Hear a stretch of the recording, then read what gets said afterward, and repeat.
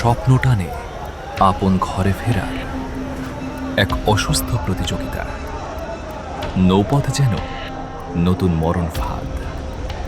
নৌপথের সামান্য ঝুঁকির ফলে কেড়ে নিচ্ছে শত শত প্রাণ, সর্বশান্ত করে দিচ্ছে এক একটি পরিবারকে।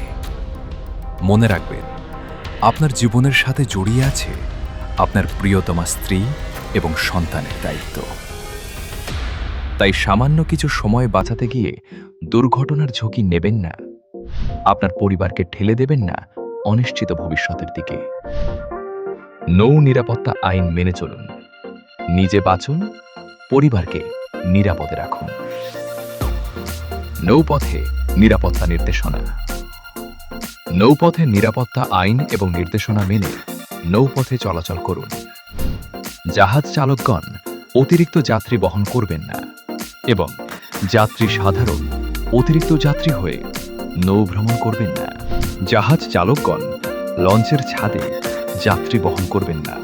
নির্দিষ্ট ঘাট বা টার্মিনাল দিয়ে যাত্রী উঠানামা করুন। জীবনের ঝুঁকি নিয়ে নৌ পারাপার হবেন না। মাঝ নদীতে নৌকা বা স্পিড বোট দিয়ে লঞ্চে যাত্রী ওঠানামা করবেন না।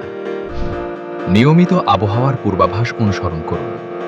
আবহাওয়া খারাপ থাকলে ছোট নৌযান চলাচল বন্ধ রাখুন। লঞ্চ ও নৌযানে যাত্রীদের জন্য অবশ্যই পর্যাপ্ত লাইফ জ্যাকেট, বয়া এবং অগ্নি নির্বাপক ব্যবস্থা রাখুন। জনস্বার্থে সড়ক পরিবহন ও সেতু মন্ত্রণালয়, নৌ পরিবহন মন্ত্রণালয় এবং রেলপথ মন্ত্রণালয়।